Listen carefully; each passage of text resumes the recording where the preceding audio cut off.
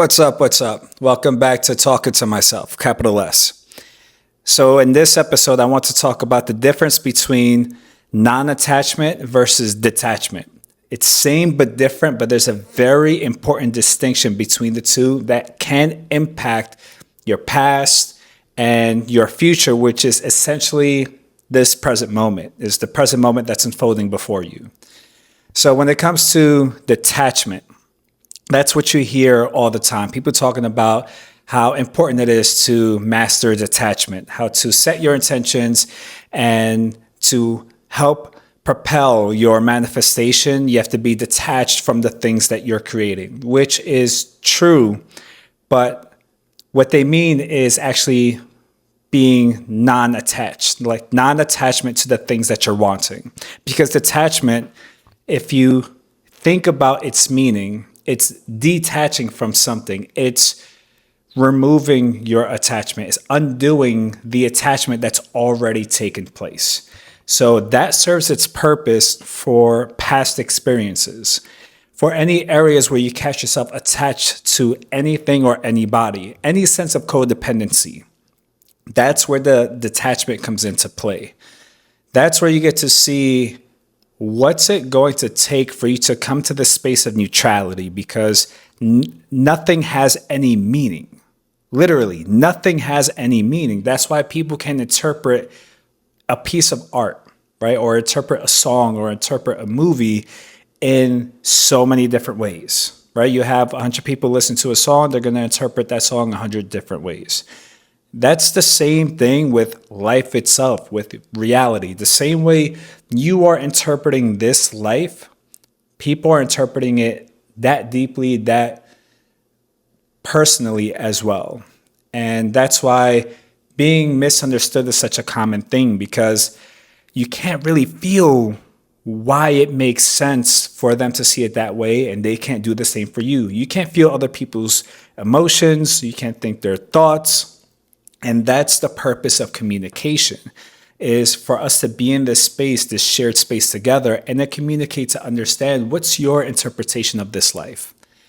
And as you get to see what's the meaning that you're attaching to something to the point where you feel you can't live without it, that's the thing to detach from. It's not really the thing itself. It's the codependency you have now believed life to be in relation to this thing or this person.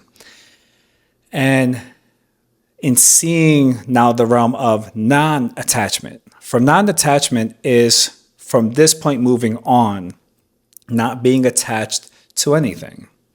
And that allows you to remain sovereign. That allows you to remain free, to where you are now sharing an experience with the thing or the person.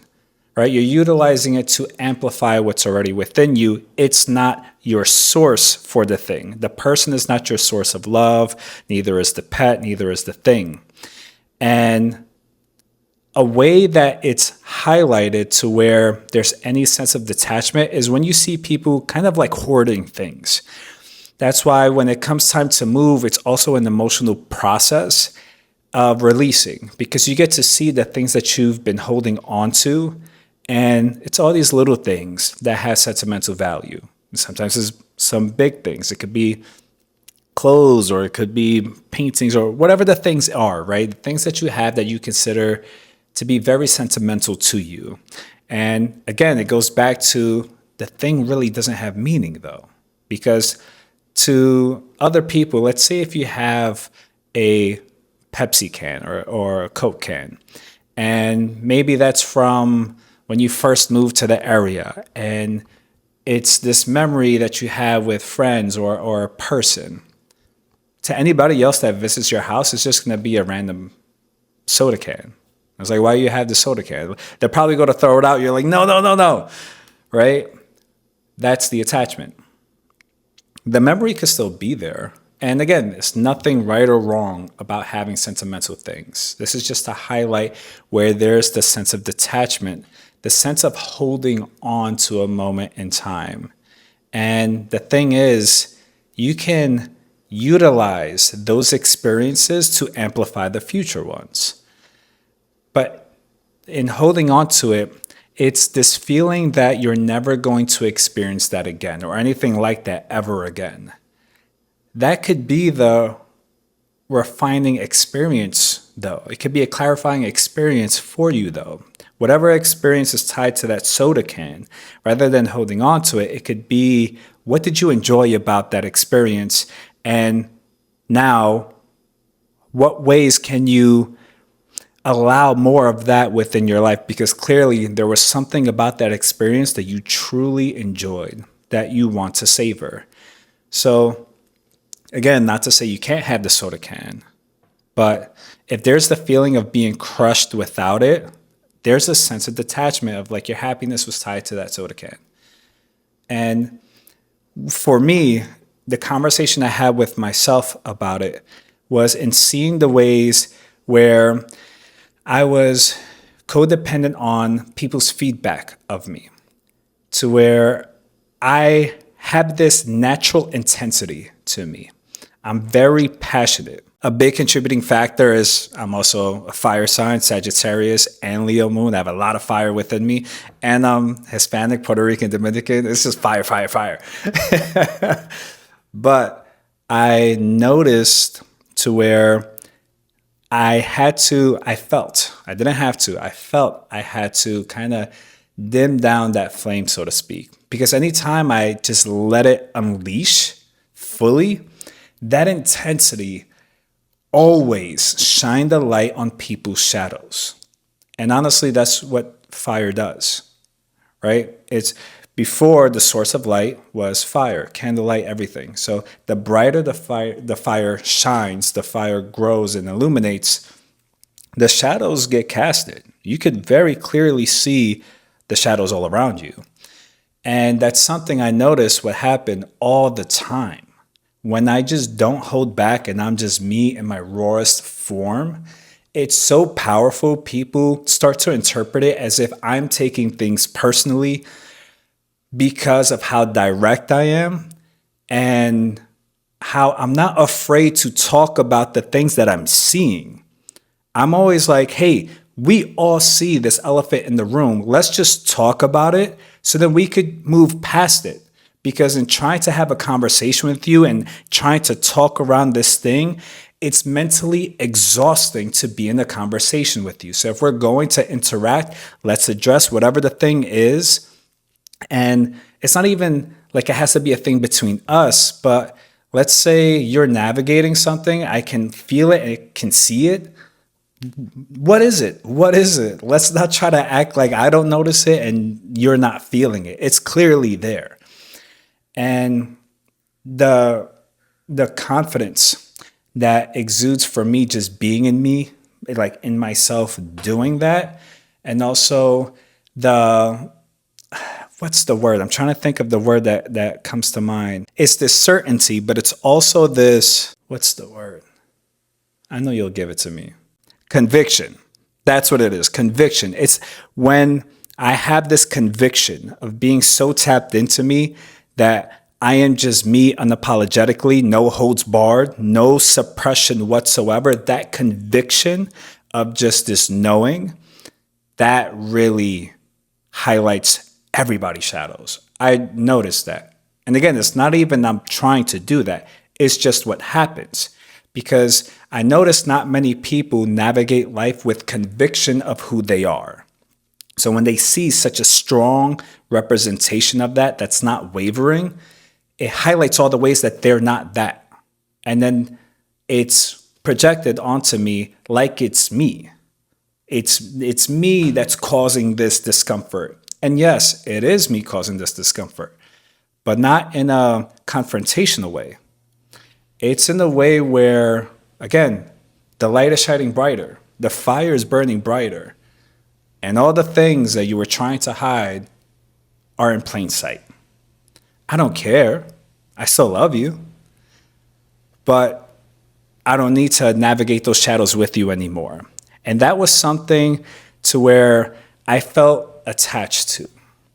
Because, and I'm going to do a video about the savior complex that I broke, and that was heavy. Like that, I really had to grieve, and like I was sobbing. It was intense. It was all through a video game called Mass Effect. It's going to be a powerful video. I'm going to go in on that. But with the savior complex, because of how bright my fire would illuminate, I would see people's shadows, and I felt responsible to help them navigate those shadows with them to bring them back into the light.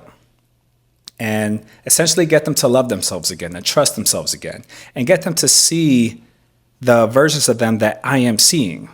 That although I'm seeing your shadow, I'm not identifying you with the shadow. I know who you are. I can see you very clearly, right? It's also part of my gift of sight, of being able to see people for who they truly are. Masks don't exist in my presence, ever, ever. I see people to their core. And when people see that I see them, there's always this oh shit moment. And then they don't know what to do. Some people flee right away and they feel very uncomfortable. But because I exude this safety and people can see this consistency within me that I don't change, I'm still me. It's like I see you. I know you see that I see you. But we're cool. You're still cool. You're awesome. That allows people to like, and then they start to relax. So I had this attachment of, because of my abilities, because of my gifts of being able to see people and how I show up in this world, this conviction that I have, and knowing how to navigate shadows, because in order to shine my fire this bright, I have to navigate my shadows of what's being illuminated within me. Because even when I'm by myself and I'm just being like exuberantly me, some shadows come to the forefront. Like I see all the ways that I doubted myself and I held myself back, and why did it make sense? And so I took on that responsibility. I felt I needed to take on that responsibility. And I was attached to this idea of having to save people. And that was something to detach from, right? To detach from that identity. And again, I'll go more in depth about that in the next episode. But now moving forward, I don't have to be concerned about detachment, because I'm not concerned about reattaching in the first place, right? To practice detachment moving forward means one or two things. Either I have to be hyper vigilant about reattaching or attaching to people. So then I'm constantly ready to like, no, I can't allow myself to attach, which that's just fucking exhausting. To where in understanding why it made sense to attach, and I got to release that, right? I did the detaching already. Now from this moment moving forward, I just move forward in non-attachment, which means I can still love to the same degree that I do. But there is no need to attach, because when you see why it makes sense to do something, it stops making sense. That's the paradox of patterns. So when you see why it made sense for you to attach, moving forward, you know what you need. So as far as codependency, there's not a concern of losing myself in connections. There's not a concern of losing myself in my work and what I did, because that's what I did when I was fighting. I lost myself in my identity of being the fighter. That was what I felt all I had to offer. I could not imagine life without fighting. If you were to tell me I'd be where I'm at now, doing what I do now, and not really training, mainly just working out and staying fit, I low-key would have been mad at you for even assuming that was a possibility. So in not being attached to that, it's understanding I am more than the relationships that I have with people. I am me. And what's happening is, in the relationships with people, we are amplifying each other, the love that we have for each other. So what allows me to move forward in non-attachment is actually I am including myself in the things that I am experiencing, in the relationships, right? Whether that be family, friends, or intimate relationships. I'm not losing myself in the relationship. I am including myself in it to feel the love that's there, that's taking place, to receive the appreciation that's being given to me, and also to receive the love and appreciation that I'm giving to other people. I'm present to feel it. I'm present to share that experience. I'm including myself in it. I'm not leaving myself behind. And whenever something becomes the source of how we want to feel, whether that be money, you want to feel freedom, now that thing is the source of your freedom, and you're leaving yourself behind to feel that within you, because without the money, you don't feel free. Same thing with your partner, or friend. If you're not with that person, if they don't text you back right away, if they don't respond to you, I've been guilty of that, to where like I would text people and I would feel, people talk about the word like dopamine. I feel like that's such a way of dissociating from the experience when you get too scientific with it. I know that's a sidebar, side rant, side note. But ultimately, you get a rush, right? You get a rush of being seen, feeling loved, feeling appreciated. And I noticed I was just leaving myself behind because I'm not included in it. How can I make this interaction longer? How can I say the right things for them to respond as quickly? How can I be more interested in what they want and what they like? And I'm trying to get more from the source. I am the source. I am the source of my experience. And ways that I remind myself of that are not only in the good, especially in the good moments, but more importantly, in the tough moments. To not get lost in emotion, I split myself in two. And I understand I am the awareness of Mike, right? I'm not Mike. I'm living life through the eyes of Mike. I know what he likes, what he doesn't like, how he feels, what he means, what he thinks, what he's saying. I know everything about him. I've essentially been creating this character in real time, creating this person. I know this person through and through. I don't need anybody to understand me. I understand Mike. And in that, there's the importance, right? The responsibility that comes with the ability of feeling all these things about you, having this awareness of you, is to include you in the life that you're creating. When something becomes the source of how you want to feel, you're not included in that. You're completely fixated on the person so much that you're not even considering that you may need sleep, or that you're hungry, or it's always like, how can I tend to this person or tend to this thing, or how can I get more hours of work? How can I, because I need this thing, right? To where if you include yourself in it, you approach it completely different. And you have this sense of freedom to you. And that's why when you feel that from somebody, keyword, feel that from them, that's when you can notice them enter the room. There's this shift that takes place when you feel somebody that's completely sovereign, that's completely free, that's so tapped into themselves with certainty, with conviction, that you could know and you could tell that and feel they don't need anything from anybody. They are tapped into them. And that's the importance of non-attachment, is you are so connected with you, and you love that feeling of being connected with you, and you have this unconditional love to you, with you, that honestly could only be created through pain. And I'm also going to do another episode of pain and how pain provides clarity. But you're not willing to disconnect from yourself for anything or anyone whatsoever, no matter how good it sounds. Because you know what it's like. Again, pain provides clarity of what that disconnection was like. And nothing ever soothes that like the reconnecting, staying connected with you. Because again, pain provides clarity. And to the degree that something hurts is the degree that it heals. To the degree that something hurts is to the degree that it soothes.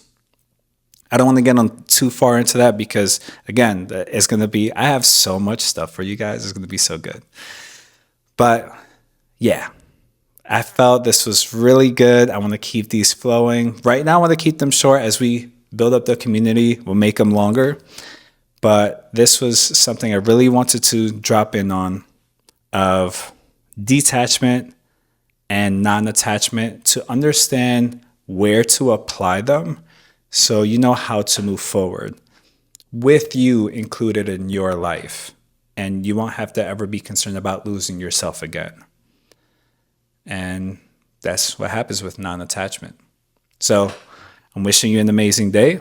If it's nighttime by you, I'm wishing you an amazing night, and I will catch you later.